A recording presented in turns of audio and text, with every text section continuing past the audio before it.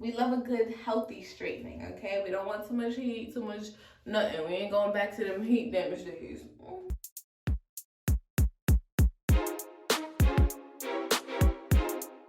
Hey baby loves, welcome back to the fiesta. If you're new here, my name is Keshana Dupuy, and if you're not, you're loyal. Don't forget to subscribe and click the notification bell below if you're interested in seeing more hair or skin product reviews, tips, tricks, and advice. If you see my previous video or the title of this video, you know that I got a surprise.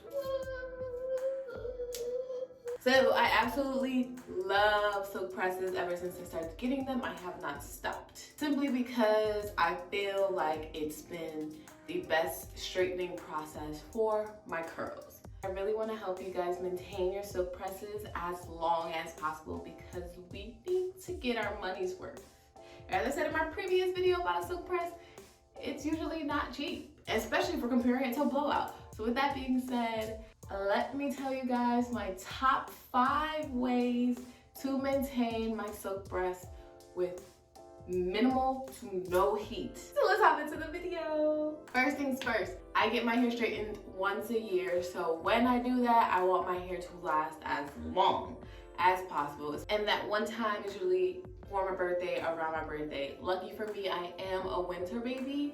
The reason why I say lucky for me is because every time I've gotten my hair silk pressed or straightened period, I've always tried to, well, once I went natural, I always tried to keep it within the fall or winter seasons because spring usually comes with rain and the summer just comes with humidity. So no.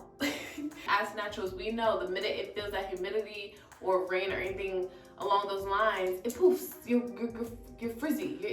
It's done, okay? So although it can rain any time of the year and the winter does come with snow, at least living in New York, I know I have a better chance of avoiding the bad weather when possible. Especially if I get it around Thanksgiving or early December, usually I can avoid the snowy, nasty, foggy weather. So that's my first tip. Avoid spring and summer and focus on trying to get your hair straightened during the fall or winters. Number 2, keep your scarf, your silk satin scarf, and your paddle brush at hand.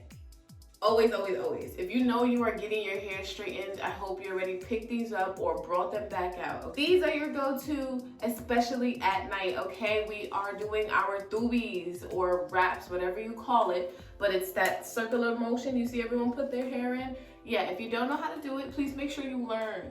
Very important, because that process, the wrapping, is what keeps at least my hair straight as long as possible. Did I bring you guys down a little? I feel like you're a little high now that I think about it. I'm just like, oh no. Yeah, feels better. My wraps, I learned how to do them very young. Like, from the time I was getting my blowouts, they started teaching me how to do my own wraps because they were like, I need your hair to last as long as possible. I haven't stopped doing them since. And the scarf not only holds it in place, but it also helps protect against all my roughness when I'm sleeping. So please, please, please make sure you have your paddle brush and your scarf with you when your hair is straight. Number 3, avoid any activities that is going to cause your hair to frizz. Personally, that entire first week, I do not do any physical activity. I don't work out, I don't be dancing. I just feel like that first week is usually my hair's most vulnerable time. I literally plan my silk presses around a time where I'm like, okay, I don't really have anything to do this week. I'll just be going to work and back home. Anything like that, so that you can avoid any situations where your hair's gonna frizz. To help with that, and just going back to the wrapping, I keep my hair wrapped. There'll be days where I just keep it wrapped and only take it out for like an hour or two so that it gets some breathing room. Number 4, please leave your hair alone. Don't touch it. Just leave it. Try not to manipulate your hair, okay? I purposely left my hair like this. Why? Because I did this bun early in the morning today. It is now 10 p.m. at night. I did it at 9 a.m. I had a nap today and everything. I was bad. I didn't even wrap it. All I did was just comb up the frizz just now. Good. Has nothing inside of the bun. This is just my hair wrapped around and I put a scrunchie over it. I tried my best to, especially the first week, just leave it out. If it's not wrapped up, it's just out and flowing. Second week is when I'll start playing a little bit. I wanted to do a bun, so I did it, but I did it without putting any extra products in my scalp or on the hair. The only thing that I will put products on, and just minimal amount of products, minimal, is my edge control. This has been my favorite one to use so far. This is the Texture ID Edge Taming Gel. It has aloe leaf and silk amino acids. It's meant to strengthen your hair and reduce breakage, okay? Like, I've talked a lot about this. Go check out my Texture ID video. But this has been the best so far because I've put it in my hair about 3 times so far, and I have a little bit left still from earlier. By tomorrow morning, it'll be not affected at all. I can wrap it tonight with no problems. As the day went on, my hair dropped down. It literally just dropped out of the bun, and I left it because I don't want to continue to manipulate my hair for 2 reasons. 1, messing with your hair too much, it also causes frizz and your roots to start curling. And 2, the main reason I try to avoid manipulating my hair, especially within that first week, is because when I touch my hair too much, it gets oily.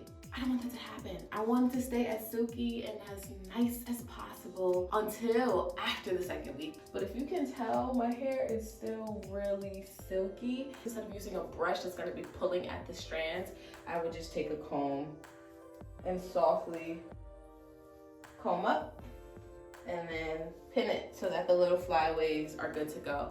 I just don't like adding too much product because I feel like that definitely starts to alter the silk press, and there's no reason to do so. 5, we made it to 5. Do not add any extra heat, okay? If I'm following those other rules, it has helped me stay away from the heat. I have not added anything extra other than the edge control I just showed you. The entire 2 weeks my hair has been this way. Avoiding heat is my style when it comes to my natural journey. So when it comes to my silk press, by week 3, if it needs heat, I kind of like straighten / bump it, wrap it, and it looks brand new again with the minimal amount of heat protected, the whole 9. Like, I really try not to do too much, and by not adding any extra products, by the time you add the heat again, it won't look way down. It'll get bouncy again. Depending on how many times you get your hair straightened, you're trying to avoid the heat overall. So 1 more time is okay than people who end up being like, I spent too much money, I need to straighten my hair every time it gets frizzy. There's ways to avoid it. And this will be a bonus if your hair is starting to look really pin straight and you like your hair on more on the bouncy side. You can do bantu knots, flexi rods, or a bun just to give it that curl state for a little, so that when you wrap it and you take it out the next day, it'll have volume. Or when you have the flexi rods and bantus, when you take it out, it'll have the curl, volume, wavy look. All I know is that first week and a half, don't do anything. That's the basis of it. Do not do anything to your hair. Help your hair be straight as long as possible. Get your money's worth and just do what makes you happy, girl. We love a good, healthy straightening, okay? We don't want too much heat, too much nothing. We ain't going back to them heat damage days. Please let me know if you have any questions or if you want to see any type of videos regarding my silk press while I have it. We are gonna run out of time soon, so if you think of anything, tell me now, tell me ASAP. Go comment, I don't know what you're waiting for. But also, if you have not liked and subscribed already, I'm waiting for you, sis. I'm here, I'm waiting. Comment below or DM me on Instagram if you have any recommendations or video requests, and if your idea is selected, you will get a shout out. Thank you so much for watching. I'll be back soon. Ciao!